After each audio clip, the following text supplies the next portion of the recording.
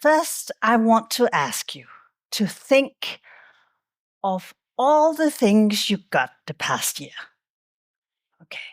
The things you got for Christmas, the things you got at your birthday party, the things you bought on sale, the new clothes, the new electric equipment, all the things you bought. Okay, we'll leave them here. Then I want you to think about all the things you threw away. You discarded, you wasted, your cell phone that didn't work anymore, your worn out shoes, that shirt that was out of fashion, all the things you threw out. We'll pile them up here, okay? In between the things you buy and the things you throw out, you have the things you use, right? So we have these things that we use the product lifetime. But have you ever thought about how much you buy a year and how much you throw out? During the last decades, what actually happened is the amount of stuff we buy, it dramatically increases. The product lifetime dramatically decreases. That means the amount of stuff we throw out, you can guess it yourself, right? It dramatically increases. So we have this buy and throw away society where we run out and sit online and buy a lot of stuff and we use them for a very short time and we throw them out again. Okay, that's fine enough. Give me one example, Linda. Okay, the average Western consumer buys on average 40 to 68 pieces of apparel each year. And on average, the lifetime, we spend it 6 to 8 times. So if I wear this shirt for a week, I'll wear it the next week, then I'll throw it out afterwards. So that means there's something wrong with this, right? We have our planet. We have the climate crisis. We have the resource crisis. We have a shortage of resources. So what can we do? And the problem is that I'm stuck in the middle of this. I don't know if I'm not one of those that are really, really, really sustainable because I have 3 kids and a really busy job. So I don't have time to be really, really sustainable. So that means in between having an everyday life where things just happen, I try to be more sustainable. I want to take care of the planet, but it's really, really difficult. So this is what my research is about. It's about making the sustainable choice the most easy, the most pragmatic, and the most attractive choice, because this is what I want for the world. So where does this research start? It started with my kids. This one is my middle one. He came home from school one day and he said to me, "Mom, I'm really sick of the climate crisis." And I said to him, "Yeah, I really understand. I'm really sick of it too." "No, Mom, you don't understand. I'm really sick of hearing about the climate crisis." Okay. And since I'm a professor and work in academia, I kind of think this is my cue to giving him a lecture. So I start telling him why it's so important that he learns something about the climate crisis. I talk about plastic and fish in the ocean. I talk about rising temperature and rising sea levels. And he gets really annoyed at me. And then he gets angry and he says, "I don't want to hear about it. I didn't make the climate crisis. You guys did." And then he leaves. Then I sit there and I look at my daughter. She's sitting right next to us. She's been sitting quietly. And she's a feeler, this one, my daughter. So she has tears in her eyes. And she looks devastated because I just told the story of all the fish and all the plastic in the oceans living there together, and everything was getting flooded. And there I realized we're going about this the wrong way. If I want to make the next generation more sustainable, I shouldn't give them a lecture. It shouldn't be sin and shame. It shouldn't be a diet where you can't do anything. I had to empower them and give them a good life. And I believe a sustainable life can be a good life. So this is the innovation diffusion curve. And where most sustainability researchers, they focus on the most sustainable people. These are the innovators and the early adopters. The innovation diffusion curve was invented by Rogers in 1962. And he said, this is the way innovations or ideas spread in society. And they spread with those people like Andreas, who are innovators and early adopters that hook on good ideas. But what I focus on is the majority. I like all people, the ordinary people. The early majority is called the pragmatist also. We're just pragmatic. We have an everyday life. We want something to eat. We want to go on vacation sometimes.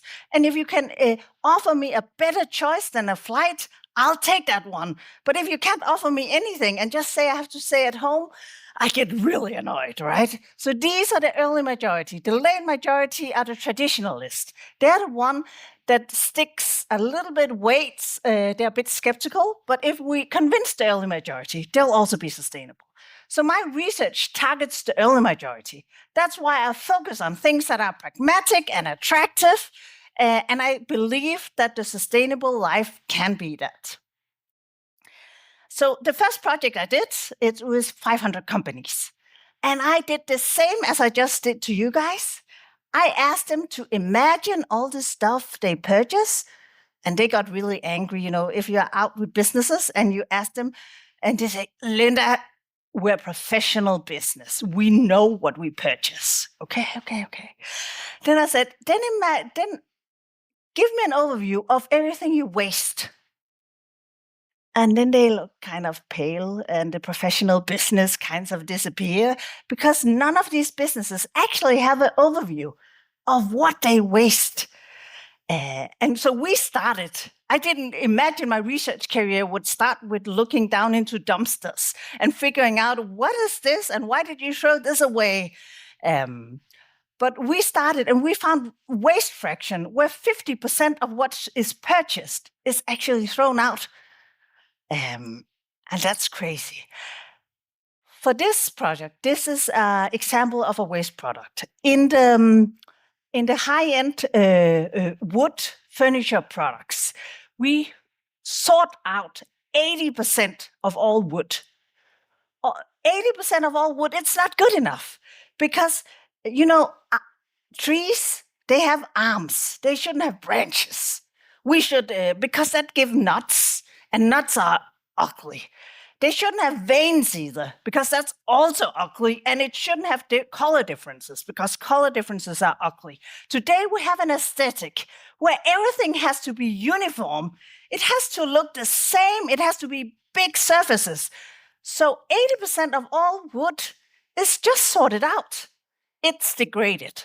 So we only use A-class wood. So I asked 2 architects, I said to them, I'll give you C-class wood, the kind of wood that you would never work with. And you have to show your abilities. And I kind of teased them. It's kind of like being a Michelin chef, right? If you're a Michelin chef, you can create a good dish of a potato that I couldn't create. But if you get the best materials, anybody can do a good beef with a Wagyu beef, right? So come on. And they took up the challenge. And they created this store. It's called Nuts. And it's actually because it has all of the small pieces and the way they put it together.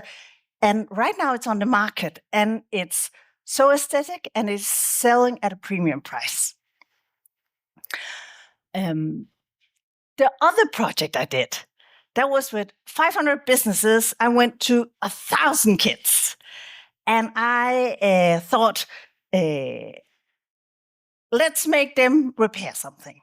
So I asked them to go home and find something at home that was broken, anything, and bring it to school and tear it apart. and see if you could fix it. And that's really fun. And I found out kids today, we never let them open anything. So one girl, this girl, she brought her dad's walkie-talkie. She was opening it. And she said, "Oh, I just thought it was a wire and a plastic shell. I didn't know that there was so much inside it." So they know what's inside a panda and a cow, but they don't know what's inside the products we have today. So this is the way we can teach kids and girls STEM knowledge, right? But she brought her dad's walkie-talkie and the charger. And when she opened it, she was kind of like, "I don't know what's wrong." And then she looked at me and I said, "I don't know what's wrong either." And then she's kind of like, "What is..." And then she said, "But there's a metal thingy and it's rattling around. Maybe I should put it in its place." I said, "Yeah, try and do that." She put it in its place, and it was one of those metal connectors that make it charge, and she put it in place and screwed it back, and it's charging again. So she fixed her dad's walkie-talkie. Imagine that. You can't take that away from a child. So that builds kids. So by fixing that one thing, you also fix their confidence. Another girl here, she brought her favorite T-shirt, and there was holes in it. And we taught her how to embroidery, visually meant this one, and she was so proud of it. She put it on right away afterwards. And what happened here is that we not only changed her attitudes toward repair.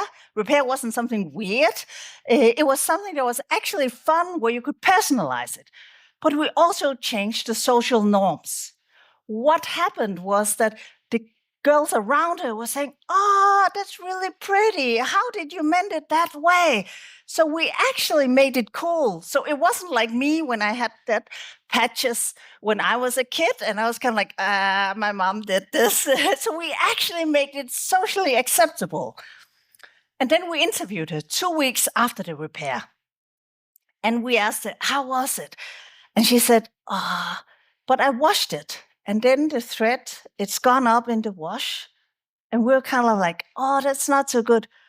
"It doesn't matter. I know how to do it now. I'll just fix it and do it again." So her sense of perceived behavioral control, it was amazing. The last thing I want to show you is these 3 boys. These boys were sitting in the back. Those kind of boys were sitting in the back, and the teacher told me, usually I never let them work together in a group because things will just go wrong. They have their own sense of direction. They never listen to what you're supposed to do. But this time we allowed them. And they were the most engaged in this repair camp.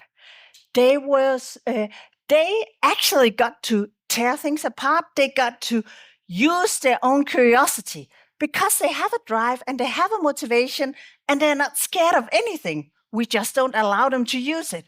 They were so happy that they didn't have to do a regular physics, science experiments where I have to do this and then I have to do this and then this will happen. They were so happy about it. They actually got to figure things out themselves. So they did several projects. First, they did the lamp, and then they said, I tried to make them make my earphones. They were kind of like, "No, we don't want to do that. We want to do something more difficult. Let's take this tiny steam machine." And that is how you empower those kind of kids that don't fit in the school system. And what was most interesting about this is, if we return to the story of my kids, this was how I should have taught them sustainability, not by lecturing, but actually by showing them what kind of actions you can do. So for all of these research projects, I hope you'll remember just one thing. We can't do everything, and it's okay. In our everyday life, we can't do everything. But I think everyone can just go home and fix one thing.